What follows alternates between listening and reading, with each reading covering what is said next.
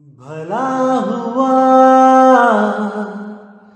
मेरी माला टूट गई, मैं राम भजन से छूटी। भला हुआ मेरी माला टूट गई, मैं राम भजन से छूटी। मेरे सिर से टली बला, भला हुआ मेरी माला टूट गई, मैं राम भजन से छूटी। मैं राम भजन से छूटी। तो मेरे भाइयों, आज जो हम वाणी लेने जा रहे हैं वो बहुत ही इंपॉर्टेंट वाणी है, बहुत ज्यादा इंपॉर्टेंट वाणी है, क्योंकि इस वाणी में एक काल दूत के बारे में जिक्र है जिसका नाम है रंभदूत। अब ये वाणी लेने की जरूरत मुझे इसलिए पड़ी क्योंकि कुछ लोगों ने, जो 12वें पंथ के काल दूत है, उसके चेलों ने हमारे मदन साहिब के ऊपर ये वाणी फिट कर दी कि मदन साहिब ही काल दूत रंभ है, या जो राधापति नाम से जो कबीर साहब मिले मदन जी को, वो कबीर साहब नहीं, वो रंभदूत था। इन्होंने ऐसे करके वाणी प्रमाणित करी और क्या सबूत लिया उसमें? केवल एक शब्द कालिंजर, केवल एक कालिंजर शब्द लेकर इन्होंने अर्थ का अनर्थ कर दिया। जबकि कबीर साहब की पूरी वाणी में आज आपको बताऊंगा कि कैसे एक एक शब्द का, एक एक लाइन का कितना गूढ़ रहस्य है, उन सब को आज खोला जाएगा और इन काल दूतों के अज्ञान को करारा जवाब दिया जाएगा। तो देखते हैं भाइयों कि क्या है इस वाणी का अर्थ और कैसा अनर्थ करके आपके सामने पेश की गई ये वाणी। आइए देखते हैं। तो क्या कहती है वाणी? चार दूत कह नायक जानो, 12 पंथ कर अगवा मानो।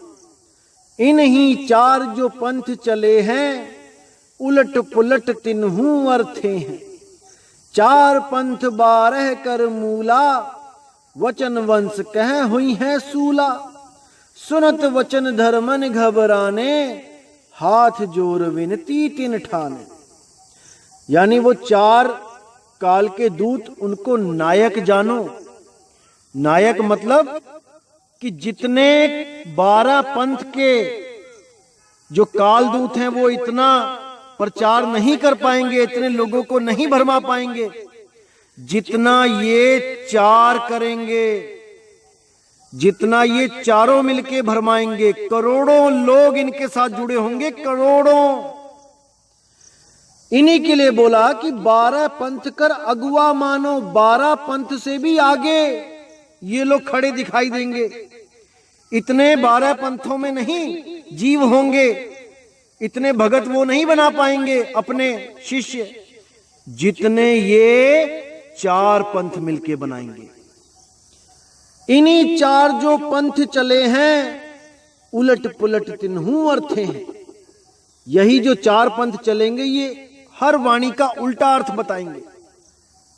ऐसा अर्थ बताएंगे कि उसका सिर और पैर ही नहीं होगा। फिर कह रहे 4 पंथ 12 कर मूला, वचन वंश कहे हुई है सूला। यानी ये 4 और वो 12, ये जो पंथ चलेंगे ये वचन वंश के लिए शूल के बराबर होंगे। यानी कि जहां भी कबीर साहब किसी संत को चुनकर वचन देंगे उसको कि तुम नामदान बख्शो और मैं उस जीव की संभाल करूंगा, इसको वचन कहते हैं। उनके लिए ये शूल के बराबर हो जाएंगे। उनके लिए ये बहुत बड़ा रोड़ा अटकाएंगे, क्योंकि ये लोग वाणियों का गलत अर्थ करके जीवों को भरमा देंगे। ये लोग मना कर देंगे कि कबीर साहब बार बार आते नहीं हैं। ये कह देंगे कि कबीर साहब एक बार चले गए दोबारा कोई नहीं आ सकता, यानी कबीर साहब बार बार जीवों को चेताने नहीं आते हैं। तो ऐसे ये लोग भरमाएंगे। तो ये सुन के धर्मदास जी कहते हैं, सुनत वचन धर्मनि घबराने, हाथ जोर विनती तिन ठाने। कि धर्मदास जी इन बातों को सुन के घबरा गए और हाथों को जोड़ के कहते, मालिक इनकी पहचान बताओ, कैसे पता लगेगा कि कौन सा कालदूत कहां पे है। तो पहले रंभ के बारे में कबीर साहब क्या बताते हैं, आइए देखते हैं। लेकिन मेरे भाइयों, मैं आपको फिर कहना चाहूंगा कि मैंने ये 4 कालदूतों के बारे में नहीं बताना था किसी को, क्योंकि इनको बताने या ना बताने से मुक्ति का कोई लिंक नहीं है। ऐसा नहीं है कि मैं ये नहीं खोलूंगा चारों को तो आपको मुक्ति नहीं मिलेगी, ऐसा बिल्कुल नहीं है।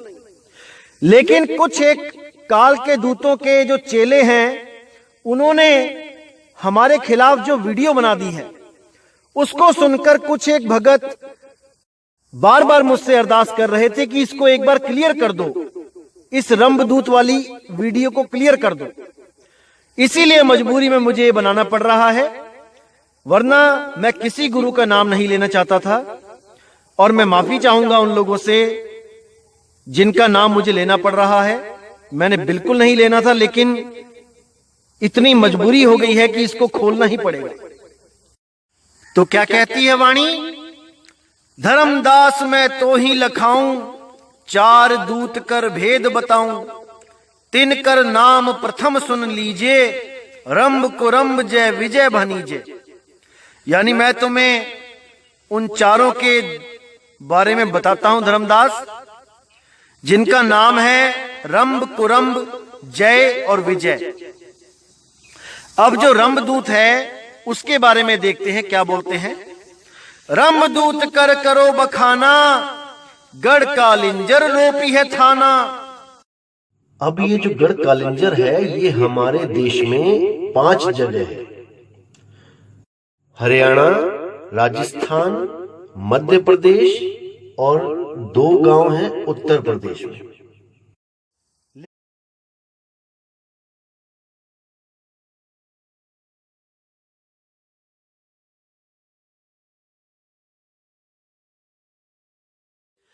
एक जगह है जहां पे मदन साहिब जहां पर आए थे जौनपुर के पास, और एक है आगरा के पास। अब आपको मैं ये बता दूं कि जो पुरानी बाणियां होती थीं, उनमें जब किसी शहर का जगह का जिक्र किया जाता था तो पूरे मंडल का जिक्र किया जाता था। उस समय ये डिस्ट्रिक्ट वाइज, ये विलेजेस ऐसे नहीं बांटे जाते थे। उस वक्त मंडल बोल दिया जाता था, यानी एक मंडल में 4-5 डिस्ट्रिक्ट वो कवर हो जाते थे। जैसे एक वाणी है, साहिब तख्त कबीर खवासा, दिल्ली मंडल लीजिए वासा, सतगुरु दिल्ली मंडल आयसी, सूती धरनी सुम जगाईसी। ये गरीबदास जी महाराज ने अपने बंदी छोड़ कबीर साहब के लिए लिखा था कि मेरे सतगुरु बंदी छोड़ मुझे छुड़ानी धाम में मिलने आए, जो दिल्ली मंडल के अंडर था। वो स्थान दिल्ली मंडल में ही आता है। लेकिन इन कालदूतों ने ये वाणी अपने ऊपर फिट करके लोगों को ऐसा भरमा दिया कि देखो हम आए हैं दिल्ली मंडल में, ऐसा भरम में डाल दिया। तो इसी प्रकार ये जो कालिंजर जो गांव है, ये एक तो जौनपुर में आ जाता है और एक आता है आगरा मंडल में। अब जो आगरा मंडल में आता है वो मात्र 76 किलोमीटर दूर है, और उस आगरा में जो संत हुए हैं उनको आप बखूबी जानते हैं। और 12वें पंथ के कालदूत ने भी कई बार उनको एक्सपोज किया टेलीविजन पे कि देखो इनका कोई गुरु नहीं है, ये बिना गुरु के ही भक्ति करने लगे, बिना गुरु के ही संत बन के बैठ गए। और तो और ये संत बनकर भी हुक्का नहीं छोड़ पाए, ये हुक्का चिलम तंबाकू पीते रहे। इनको बहुत एक्सपोज किया गया। और उसी कालदूत के शिष्य को इतना भी समझ नहीं आया कि मेरा जो गुरु है वो किसकी बात कर रहा है, और ये केवल एक कालिंजर नाम लेकर, जैसे चूहे को हल्दी की गांठ मिल जाती है और वो पंसारी बन के बैठ जाता है, वही हाल उसका हुआ। तो मैं उस भाई को बताना चाहूंगा, बहुत अच्छी बात है कि वो अपने गुरु को डिफेंड कर रहा है, अपने गुरु को हर तरफ से बचाने की कोशिश कर रहा है। हालांकि वो समर्थ नहीं है उसका गुरु, अगर समर्थ होता तो जेल से बाहर आ जाता कब का, लेकिन फिर भी वो उसको परमात्मा घोषित करने में लगा है। तो बताना चाहूंगा कि ये वाणी क्या इसका अर्थ है और ये कहां पर सटीक बैठती है। तो देखिए क्या लिखा है वाणी में। रंब दूत कर करो बखाना, गढ़ कालिंजर रोपी है थाना। भगवान भगत वही नाम धराई, बहुतक जीव ले अपनाई। अब यहां पर आप देखेंगे इसमें क्या बताया गया कि रंब दूत कर करो बखाना, कि रंब दूत का मैं बखान करता हूं कि वो कौन होगा। गढ़ कालिंजर रोपी है थाना, यानी कि गढ़ कालिंजर के पास उसका निवास होगा।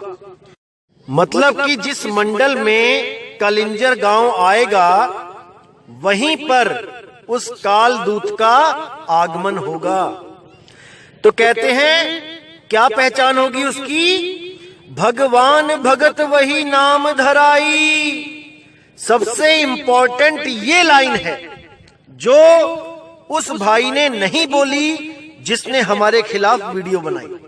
उसको इसका मतलब ही नहीं पता था, क्योंकि उसकी बुद्धि की दौड़ वहीं तक थी जहां तक उसने इस्तेमाल करी।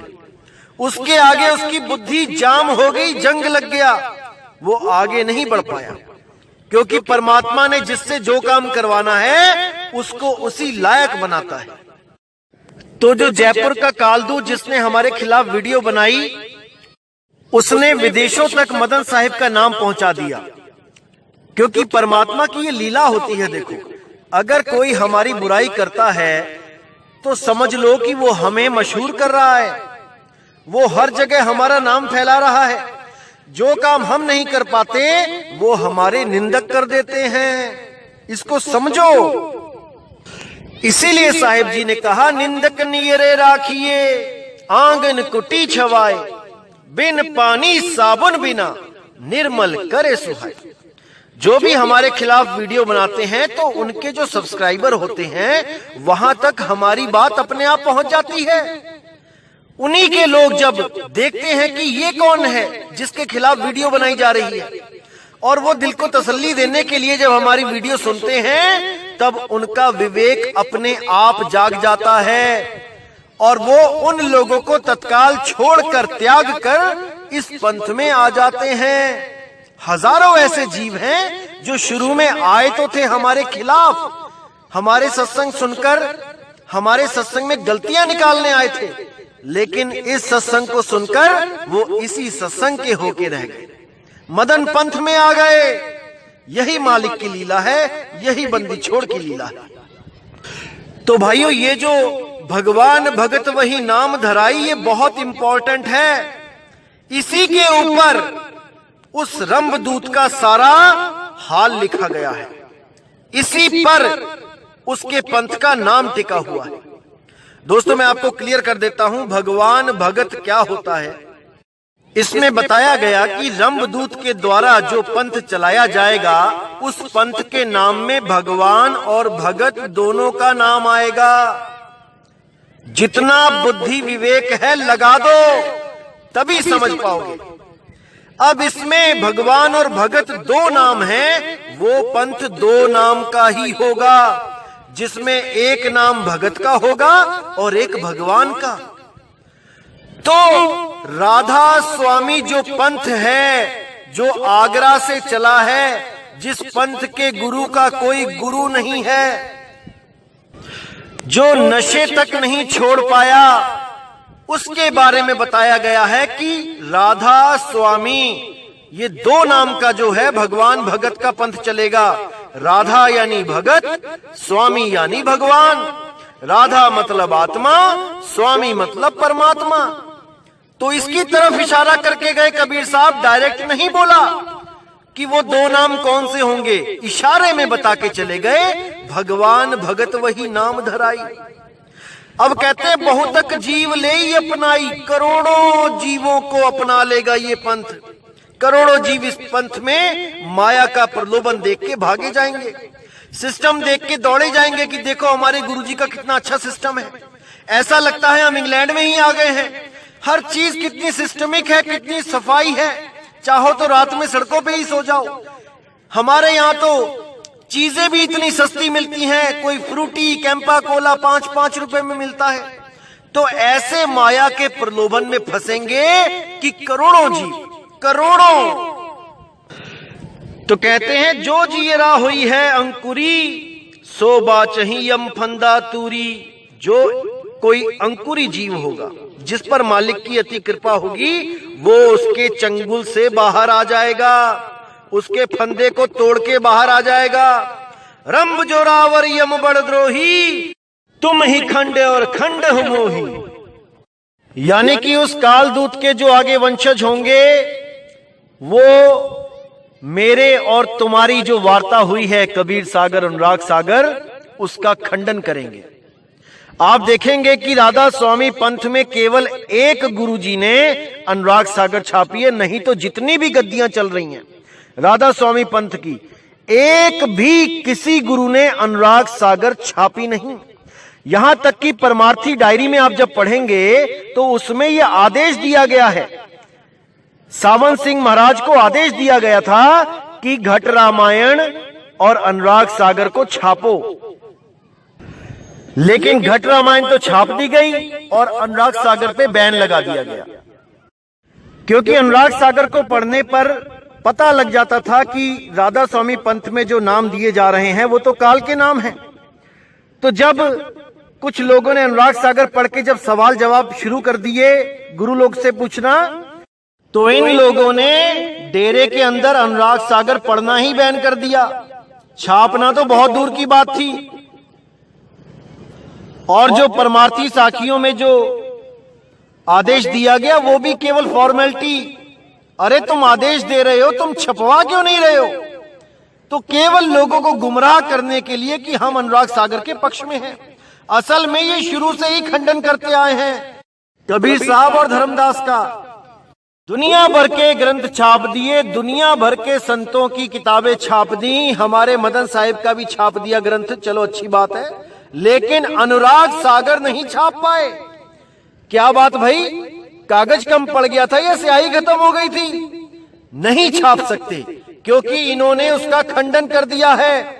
एक भाई से तो मेरी बात हुई, उसने बोला कि अनुराग सागर पढ़ना मानो कि मीट खाने के बराबर है, क्योंकि गुरुजी ने मना किया है कि अनुराग सागर नहीं पढ़ना है। मैं हैरान हो गया उनके ऊपर कि हद कर दी तुमने। जहां तुम अपने आप को परमात्मा घोषित करते हो, वहां तो अनुराग सागर की दलीलें दे दे के, काल के बारे में बता बता के अपने आप को परमात्मा घोषित करते हो, और जहां पर अनुराग सागर छापने की बात आती है वहां पे सब ठंडे पड़ जाते हैं।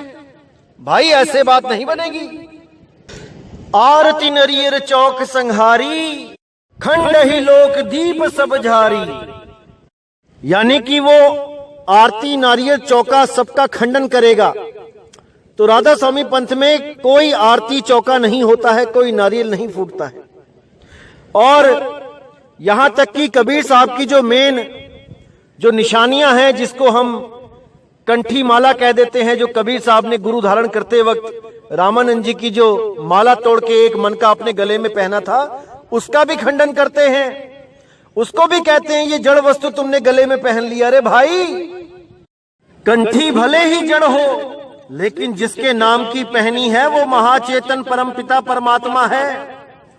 जैसे किसी कुत्ते के गले में पटा होता है, पटा जड़ होता है, पटा कुत्ते को बचा नहीं सकता, लेकिन जब म्युनिसिपैलिटी वाले आते हैं तो उस कुत्ते को हाथ लगाने से पहले 100 बार सोचते हैं, क्योंकि उसके गले में पटा है।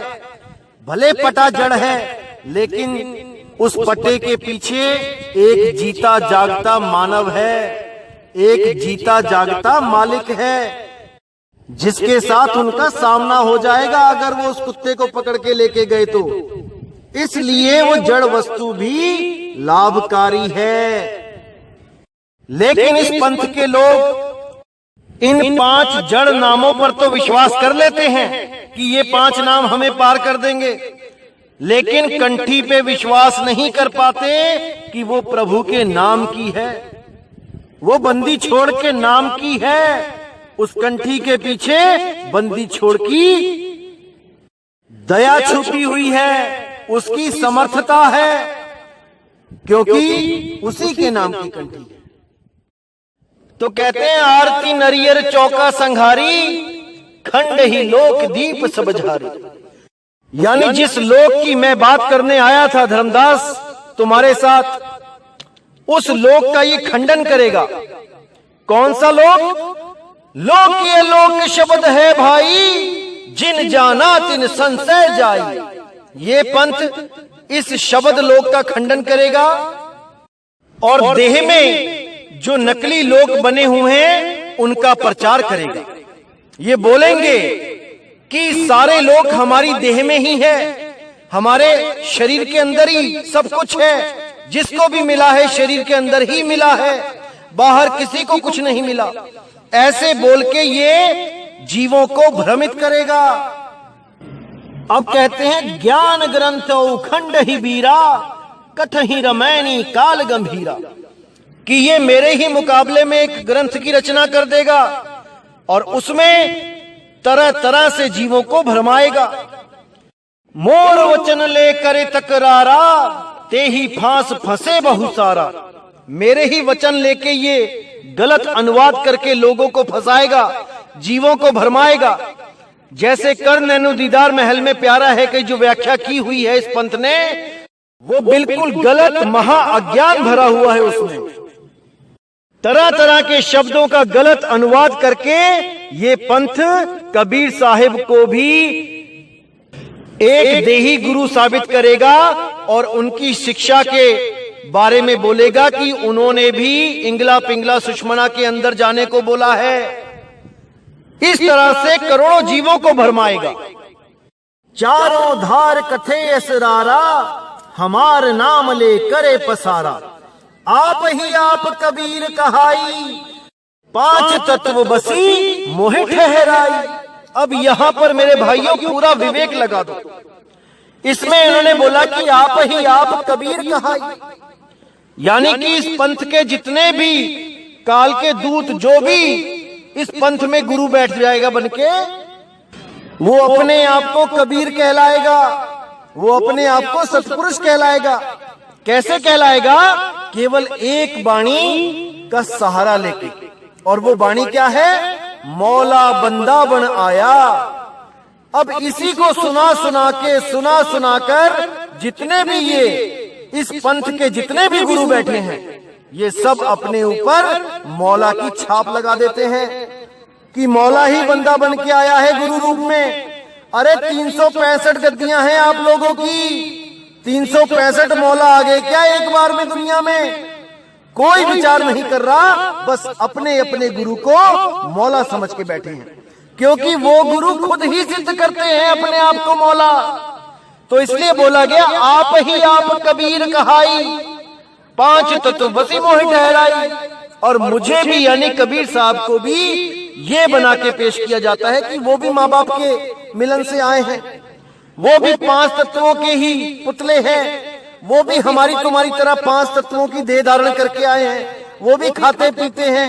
ये सब भ्रम फैलाया जाएगा। इसका प्रमाण आप संत मत प्रकाश भाग 4 में देख सकते हैं, जहां पर एक जिज्ञासु जीव ने सावन सिंह महाराज जी से सवाल किया कि महाराज, संतों की गति कहां तक होती है? संतों के बारे में हम क्या कह सकते हैं? क्या होते हैं संत?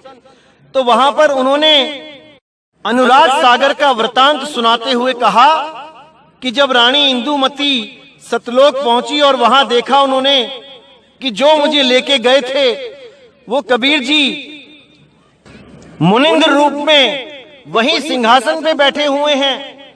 तो मैं बड़ी हैरान होकर पूछने लगी कि महाराज आप मुझे पहले बता देते कि आप ही परमात्मा हो।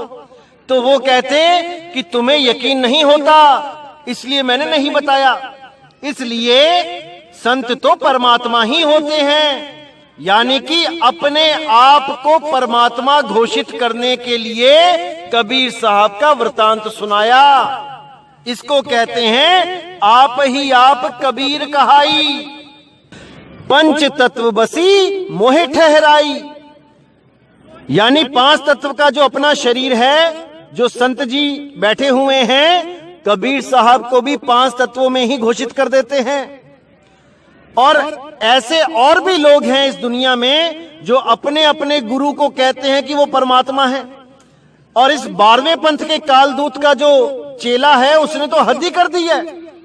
वो तो यहां तक घोषित कर चुका है कि मेरे गुरु की आत्मा तो सतलोक चली गई और कबीर साहब की आत्मा मेरे गुरु के 5 तत्व के शरीर में घुस गई। हद कर दी इस भाई ने। असली रंभदूत तो यही लग रहा है मुझे। तो अच्छी तरह समझना है मेरे भाई, एक एक वाणी का एक एक शब्द का बहुत गहरा अर्थ होता है। अब कहते थाप ही जीव पुरुष संभाई, खंड ही पुरुष जीव वरलाई। यानी कि ये अपने आप को परमात्मा घोषित करते हैं, जबकि ये स्वयं जीव हैं। जीव जो 5 तत्वों में आ जाता है वो जीव ही कहलाता है, चाहे वो गुरु हो चाहे वो चेला। तो थाप ही जीव पुरुष संभाई, ये अपने आप को यानी जीव को ही परमात्मा घोषित कर देते हैं। बाकी जीव नीचे बैठ के सत्संग सुनते हैं और ये जीव जो गुरु बन बैठे हैं ये परमात्मा बन जाते हैं। जीव ही जीव का परमात्मा बन जाता है। खंड ही पुरुष जीव वरलाई, उस परमपिता परमात्मा का खंडन कर देते हैं जो अजूनी है, जो कभी किसी जून में नहीं आता, जो 4 दाग से न्यारा है, उस गुरु का खंडन कर देते हैं। कहते हैं ऐसा कोई गुरु नहीं जो बिना माँ बाप के आए। तो यही वो कालदूत है, रंभदूत है, जिसकी चाल को समझो मेरे भाई। मदन साहिब रंभदूत नहीं है। मदन साहिब की महिमा तो अभी मैंने गाई ही नहीं है। अभी जब मदन साहिब की महिमा गाई जाएगी तब समझ में आएगा आपको कि मदन साहिब है क्या है मदन साहिब। समय आने दो, घर घर में एक ही नाम होगा, मदन साहिब मदन साहिब मदन साहिब। क्योंकि ये वही संत हैं जिनको गुप्त रूप से कबीर साहब ने छुपा के रखा और समय आने पर इनको प्रकट किया। अभी समय आने दो मेरे भाई, ऐसा समय आएगा जो पूरे विश्व में बच्चा बच्चा मदन साहिब को जानेगा। जैसे बच्चा बच्चा नानक साहिब को, कबीर साहिब को, इनको जानता है, वैसे ही मदन साहिब को भी जानेगा। बस समय आने दो, इंतजार करो। अरे जिस मदन साहिब की वाणियां तुम्हारे गुरु हर सत्संग में गाते रहे, उनको पता नहीं लगा कि मदन साहिब काल के दूत हैं। और ये गुरु का चेला, ये गुरु से भी आगे चला गया, दिव्य दृष्टा हो गया, इसकी तीसरी आंख खुल गई। जो गुरु नहीं बता पाया वो ये बताने चला है कि मदन साहिब कालदूत हैं। शर्म कर ले भाई, शर्म कर ले। अभी 1000 जन्म और लग जाएंगे मदन साहिब को समझने के लिए। जो समझा रहा हूं उसको अच्छी तरह समझ ले। समय निकल गया तो कुछ हाथ पल्ले नहीं रहेगा। तो मेरे भाई, आज का जो सत्संग था मैं समाप्त करता हूं और उम्मीद करूंगा कि अब रंभदूत को आप अच्छी तरह समझ चुके हो वो कौन है, और दोबारा मदन साहिब को रंभदूत कहने की हिम्मत नहीं करोगे। अगर सच में थोड़ा भी विवेक होगा, अगर बुद्धि बेच के ही खा गए हो तो जो मर्जी बोलते रहो, इससे कोई फर्क नहीं पड़ता। तो अब मुझे विदा कीजिए। जय गुरु बंदी छोड़ वैराग साहिब, जय गुरु बंदी छोड़ साधु शरण साहिब, जय गुरु बंदी छोड़ बाबा मदन साहिब, जय जय सतगुरु बंदी छोड़ सतगुरु सत्य कबीर साहिब की सदा ही जय हो। सदा ही जय हो मेरे मालिक की साहिब बंदगी सतनाम।